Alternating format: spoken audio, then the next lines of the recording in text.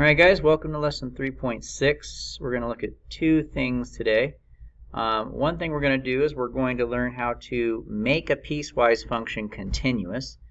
Another thing that we're going to do is we're going to learn how to turn an absolute value function into a piecewise function so we could do some calculus with it. So let's go ahead and get started. Example 1 says, find the value of k that will make the piecewise function continuous. So just to refresh your minds a little bit, a piecewise function is a function that consists of pieces. And each piece exists on a certain interval. So for instance, for this particular piecewise function, this looks like a linear function to me. It'd be like a straight line. So for all values of x less than 1, we would have a straight line. So here's where x equals 1. And for that value, anything less than that, we're going to have a straight line. Now, we don't know what that is going to look like necessarily. It could look like this. It could look like this. We really don't know, but we do know it's a straight line, okay? We also have another piece here, and that's for all values of x greater than or equal to 1, okay? So that's a parabola, and so who knows what it's going to look like. It could look something like this. It could look something like this. Who knows? We don't really know. But we do know that we have a parabola and a straight line. Now the thing is, though, is that I want this to be a continuous piecewise function. So if it looked like this would not be a continuous piecewise function, because we have a jump discontinuity here. So in order for this to be a continuous piecewise function, I want my parabola to connect to my straight line at a nice solid dot. That way I could draw a line from beginning to end without having to pick up my pencil once, and I know that my function would be continuous. This is actually a very common question on the AP test. I've seen it as a multiple choice test question and also as an FRQ question test, so it's pretty common actually. Well, how do we do it? Well, we want it to be continuous, right? Well, linear functions are always continuous and quadratic functions are always continuous because they're polynomials. The real question is are they connecting together at a common point? And so in order to make sure that they're connecting together at a common point, I need to make sure that the limit from the left matches the limit on the right.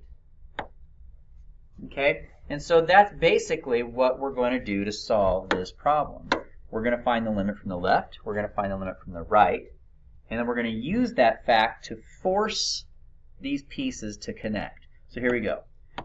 We need to find the limit from the left of our junction point, which is 1. So we need to find the limit from the left of 1. We also need to find the limit from the right of 1. And we want to force these things to be equal to each other, because if they're equal, that means the two pieces are joining together. Okay? Now, if I'm approaching 1 from the left, then which piece would I be using right now? Well, if I'm coming at 1 from the left, that means I'm coming at 1 from x values that are less than 1. So I would be using this piece if I'm coming from the left. And if I'm coming from the right, that means I'm approaching 1 from values that are bigger than 1. In other words, greater than 1. So I would be using this piece if I'm approaching 1 from the right.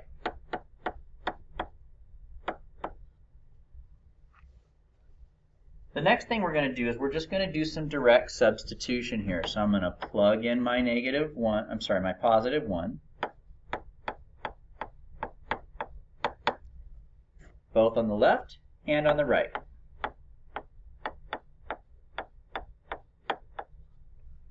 And by simplifying, I end up with k plus 1 is equal to 1 plus 2 is 3, minus 3 is 0.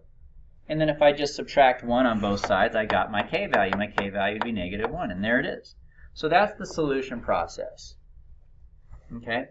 So find the value of k that makes the piecewise function continuous. The first thing you do is you set it up like this.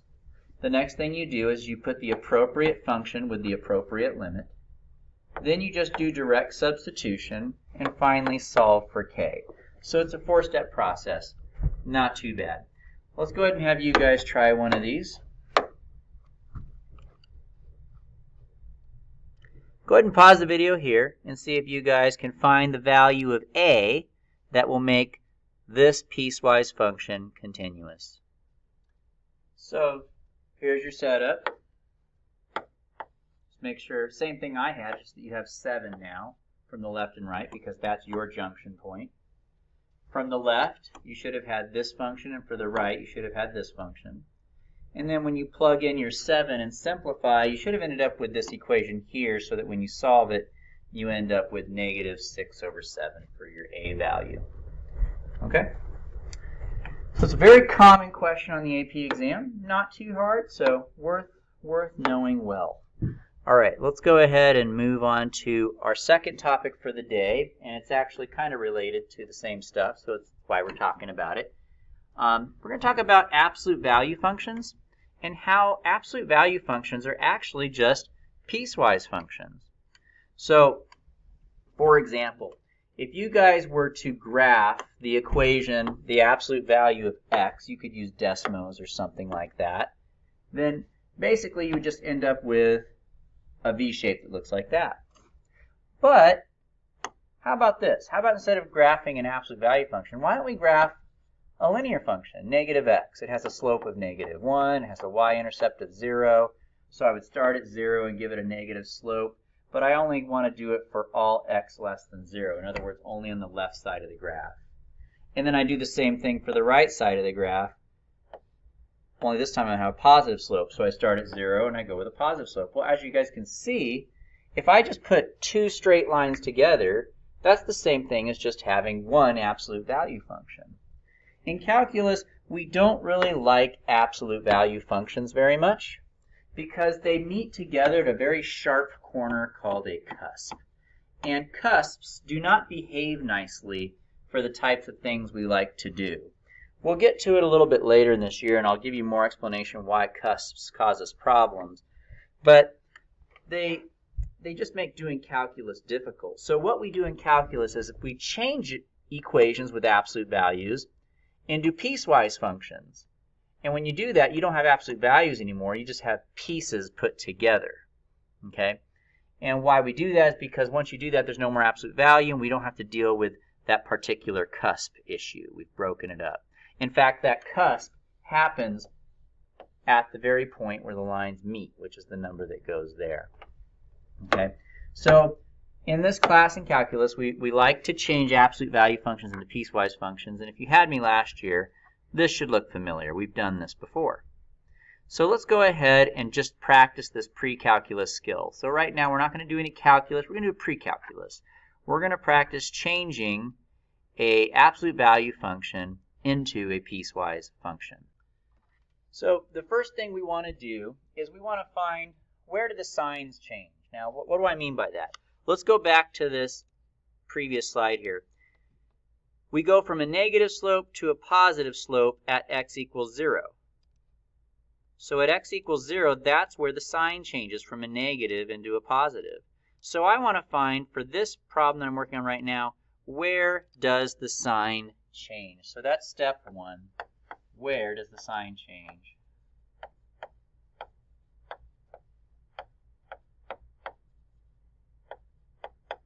Where do we go from a negative to a positive? Or vice versa. All right, well, here's how you do that. You take the part that's inside the absolute value. You set it equal to 0, and you solve.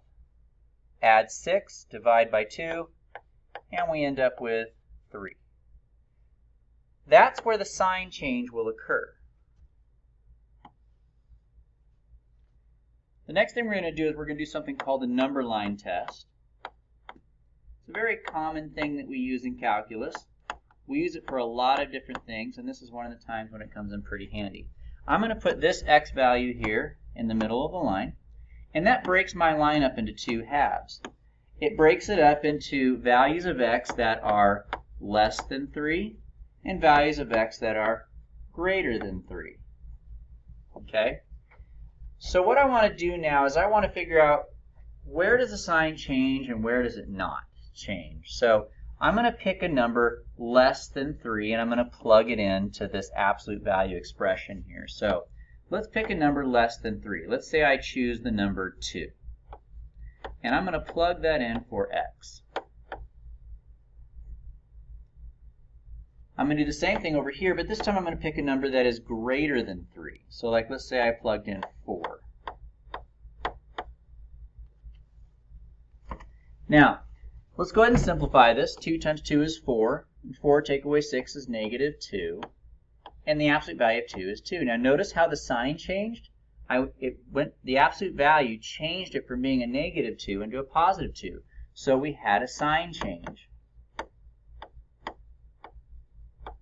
So we've answered our question. Where does the sign change? For all values of x less than 3, the sign changes. Let's check the other side though, see if it works here too. 2 times 4 is 8, and 8 take away 6 is 2. Now when you take the absolute value of 2, the sign does not change. It just stays what it is. It stays positive. So here we have no change. It stays the same. Okay?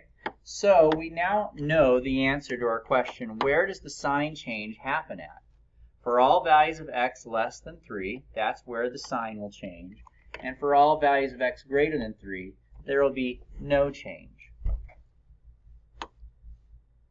The next thing that we're going to do is we're going to do our setup. What do I mean by that? Piecewise functions usually will look like this. And we just found two facts out. We found out that the sign changes at 3. For all values of x less than 3, the sign changes. And for all values of x greater than 3, the sign doesn't change.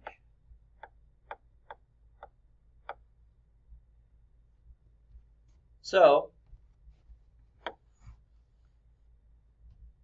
for the top part, the sign is going to change. It's going to go from being this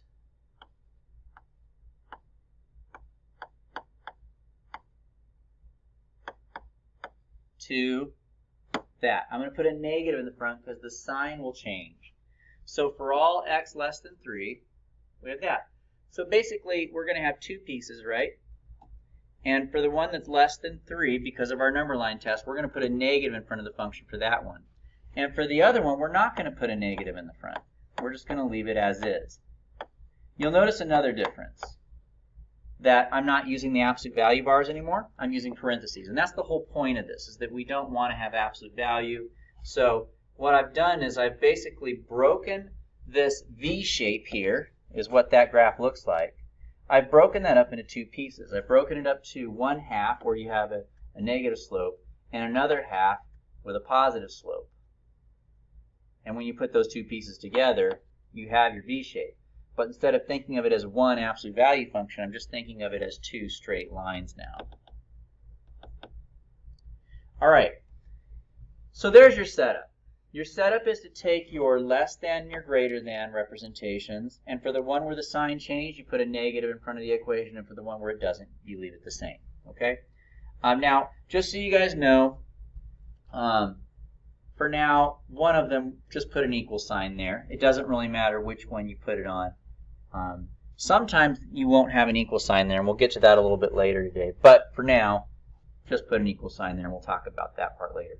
The last step after you do your setup is to simplify the equations a little bit. So what do I mean by that? We can distribute this negative 3 and then add the 8. So if I distribute the 3, negative 3 times 2 is negative 6. And then negative 3 times negative 6 is positive 18. So if I add 18 to 8, I get 26.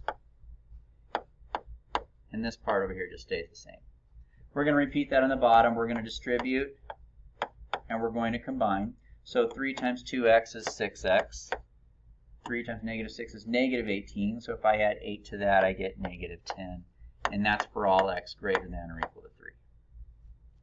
Here's my final answer. I have now officially changed my absolute value function into a piecewise function. And they really are just literally the same graph. And I want to demonstrate that to you guys really quick before I let you guys practice. So I'm going to bring up Desmos here for a second. All right, so first of all, let me graph the original function. The original function was 3, absolute value of 2x minus 6, and then plus 8.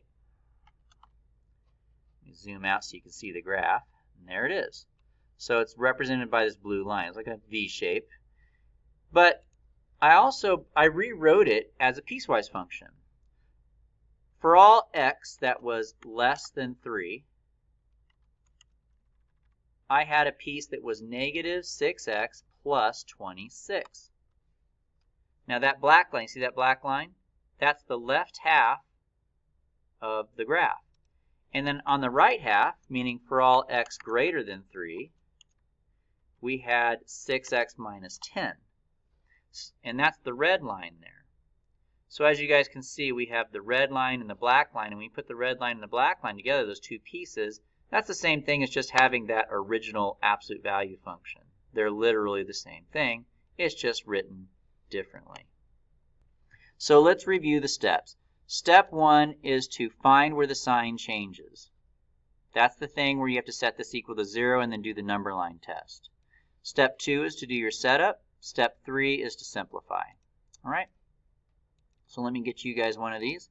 Go ahead and pause the video here and complete this problem. Change that into a piecewise function. Okay, and so here's the solution. Step 1 here. Here's your number line test. We take the part inside the absolute value. We set it equal to 0 and solve, and that tells us what goes in the middle of our number line.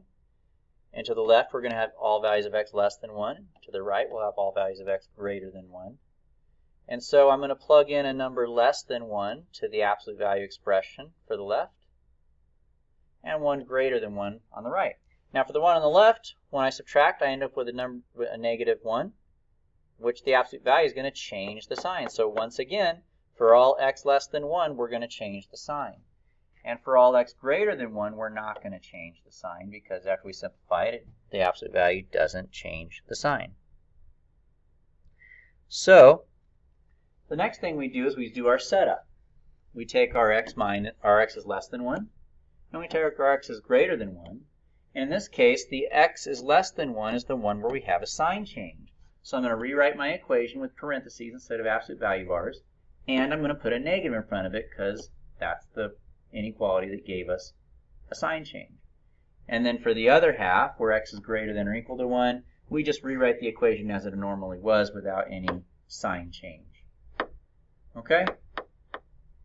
So now we go ahead and simplify as our last step. So we distribute this negative here, and then we combine to get that. And then here we just combine the like terms to get that. And so our final answer is as you see there. Okay, so that's how you change an absolute value function into a piecewise function. Now I'm going to skip example 3 and student practice 3 for now. Both of these are examples of why we would want to do this. You know, what does it accomplish exactly to do this process? I can show you one reason why we might want to do this in calculus. That's example 3, but I'll get to that. First of all, I want to do the same type of question that we just did, but I want to take it up a notch a little bit, and I want to give us a different type of absolute value equation. In this one, we're dealing with a quadratic equation, and that changes things a little bit. So let's go ahead and see how that changes things.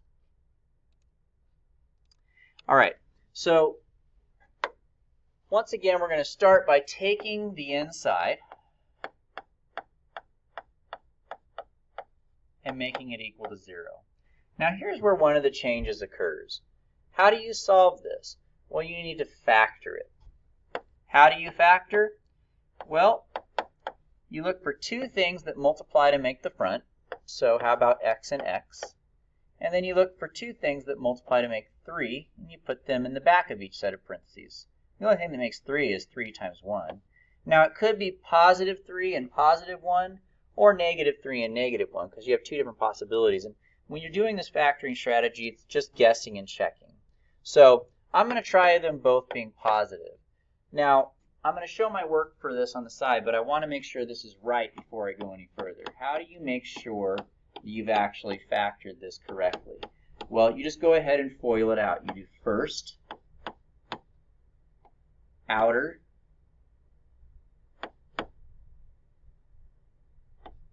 inner,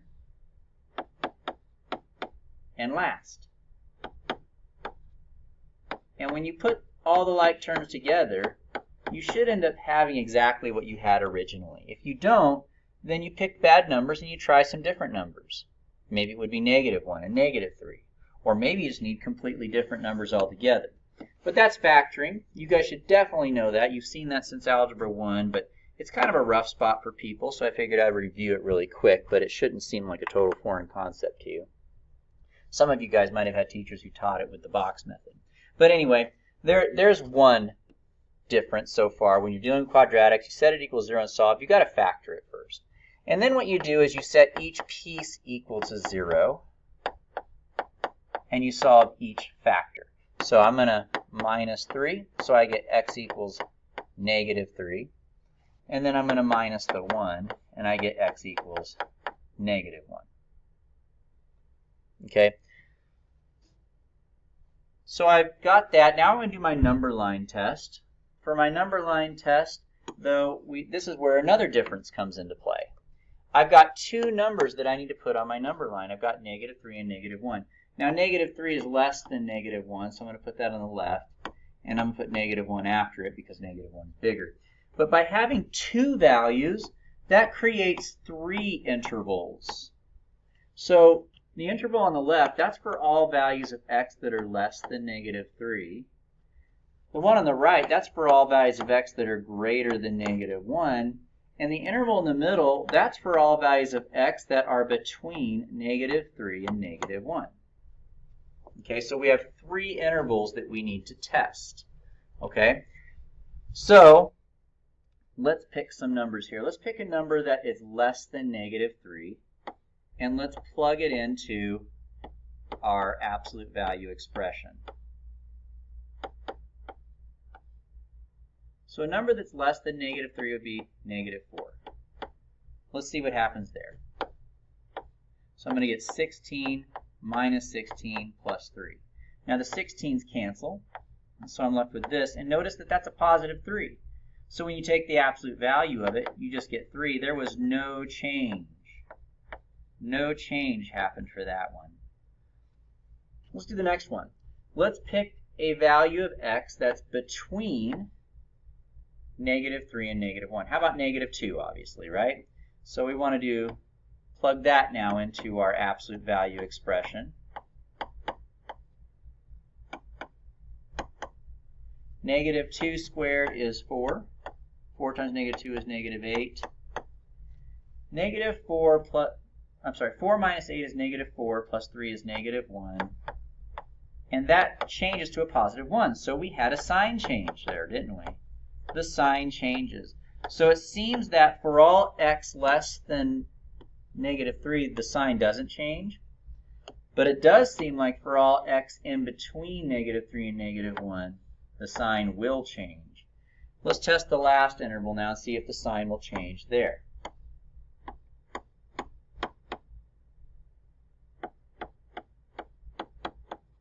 So we want to pick some numbers that are bigger than -1. How about 0? 0 is always a nice number to plug in. If you plug in 0, you just end up with the absolute value of 3, which is 3, so there was no change. So now we see, once again, that we have another no changer. So for all x less than -3, there's no change. For all x between -1 and -3, there is a change. And then for all x greater than -1, once again, there's no change. So there's part of our difference. So let's go ahead and move on here to doing step 2. Step 2 is to do the setup now, right? Now, when you have two different endpoints, you're going to have three different intervals, right? So we had x is less than -3. We had x between -3 and -1. And we also had x greater than -1. So we had three different intervals. And what we discovered is that the only one that changed was the one where x was between -3 and -1. So when I write this equation out,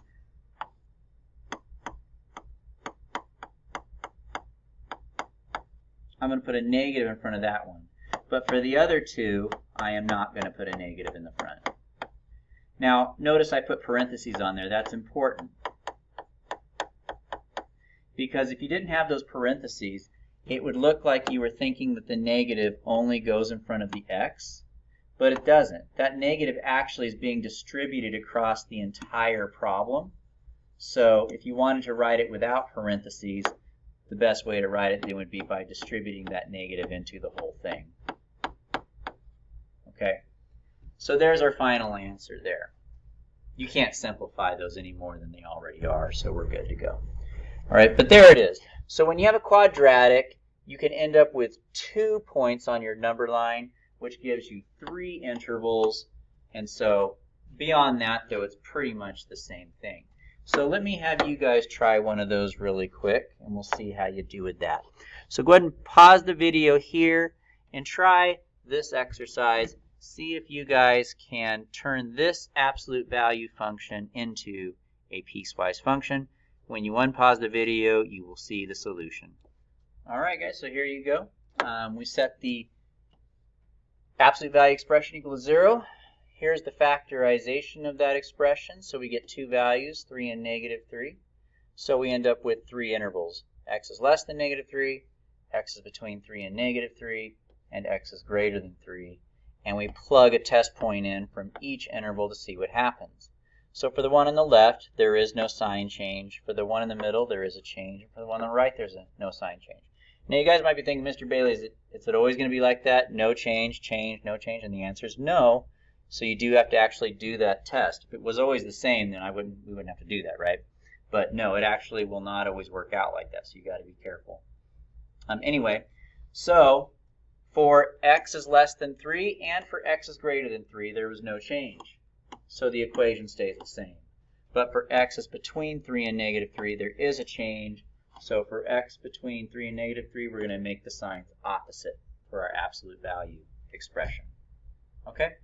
And there it is. That's how you change an absolute value expression into a piecewise function. Now, something that I didn't do in the last one and I haven't done here yet is technically there's no reason to assume that x can't equal 3 or -3. In fact, x can equal 3 or -3, right? Here's the original problem. We had x squared minus 9, right? Can x equal 3? Sure. If you plug in 3, you just get 0.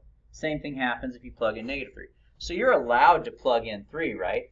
So since I'm allowed to plug in 3, then technically somewhere in my piecewise function, I have to let x actually equal 3 and -3. I can't just leave it as greater than and less than. So it doesn't matter where you put it, so just put it here.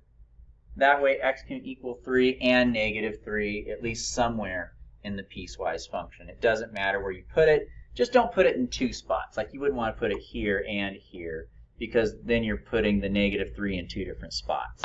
Just pick one spot for it to be in. I don't know. Putting it in the middle just seems kind of easiest. But there you guys have it. That's changing piecewise or absolute value functions into piecewise functions. Now, why do we want to do that? Well, there's a lot of reasons we want to do that. It's helpful for finding limits, which I'm going to show you in just a minute. It's also helpful for finding derivatives and also for finding integrals, which we're going to get to later on in the year. But for today, I'm going to show you how it's helpful for problems that have to do with limits. So let's go ahead and begin here. I'm going to do example 3, and then I'm going to let you guys do student practice 3. Okay? So here we go. The question here is this function continuous everywhere? And then we need to explain our answer. Okay? All right. So step 1 is let's change it to a piecewise function.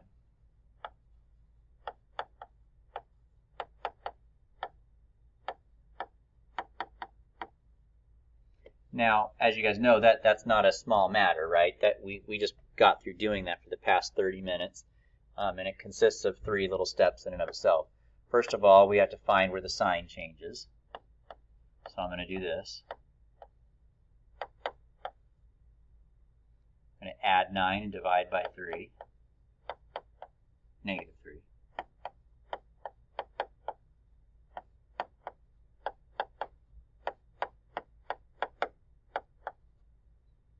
Then we do a number line test, right? So I'm going to pick some numbers that are less than negative 3 and some numbers that are greater than negative 3. So let's pick a number less than negative 3 and plug it in, like negative 4.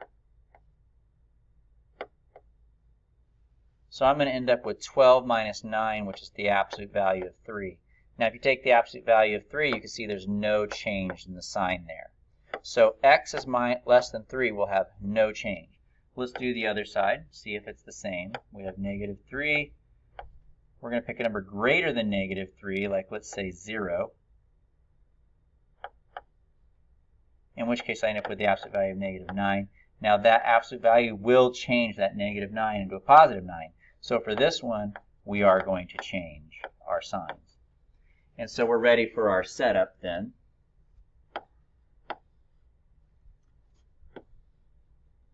We have x is less than negative 3, and we have x is greater than negative 3, and we're going to put the equal sign somewhere, right? And then we've decided that for the one where x is greater than negative 3, that would be the bottom. That's the one where the sign's going to change.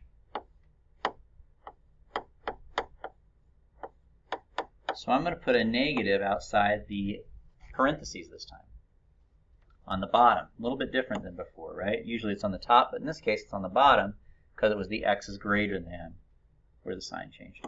And then on the top there is no change because that's where x is less than 3. And then of course we want to simplify it.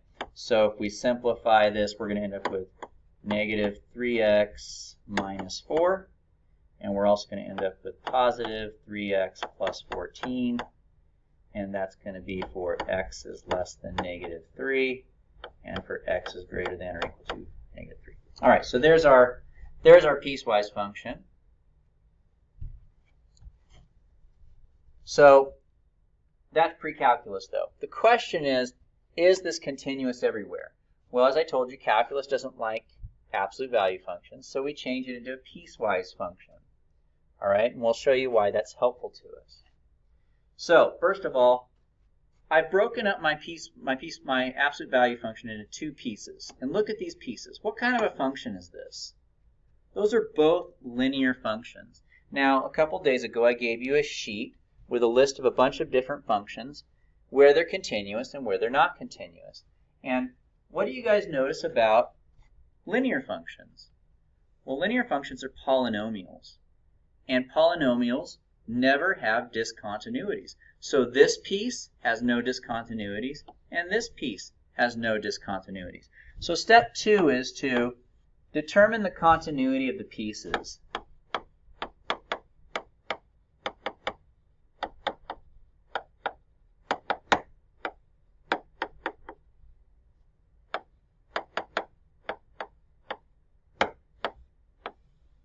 And my answer to that would be, since negative 3x minus 4 and 3x plus 14 are linear functions, or you could say polynomials,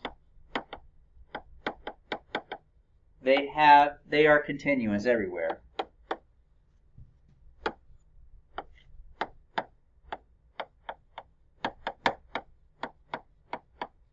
But we're still not done. Now here's why we're still not done.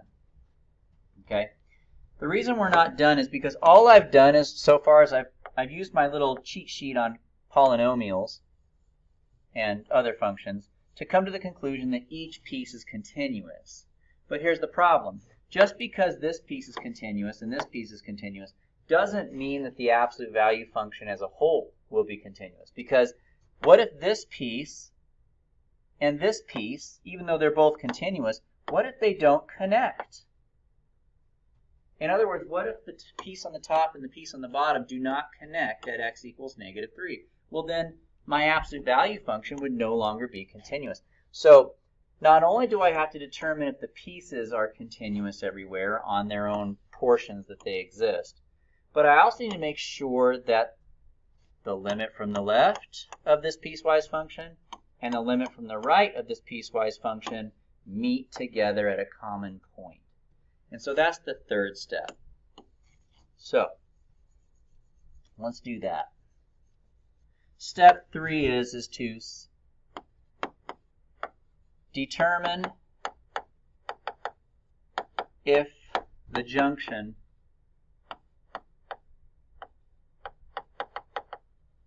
point is continuous.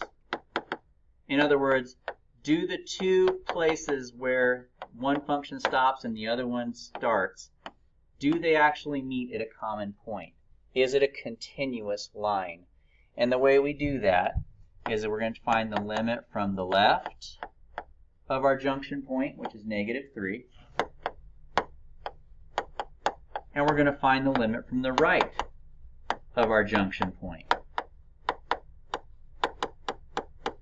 And I want to know, are they equal? Well, let's see. If I'm approaching x equals -3 from the left, then I'm going to be using the top portion.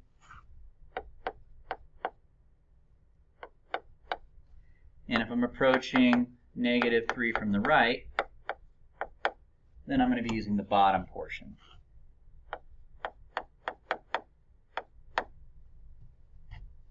Let's do some direct substitution to see if those things come out to be equal or not.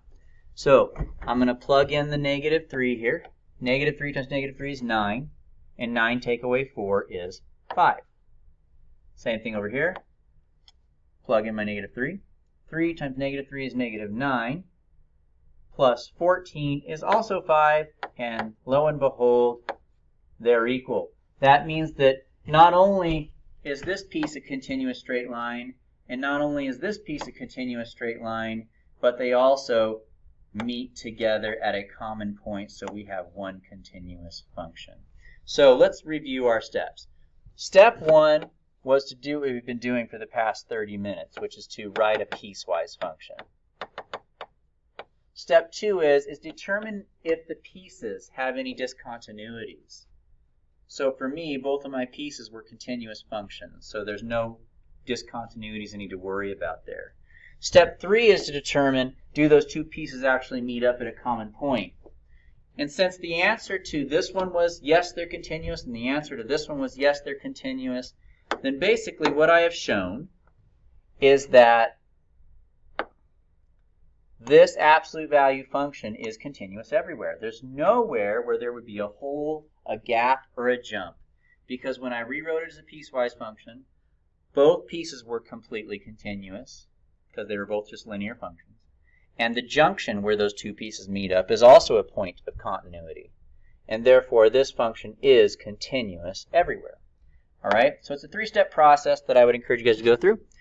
Let you guys try one of these. Go ahead and do student practice 3 here. Do all 3 steps. Rewrite it as a piecewise function.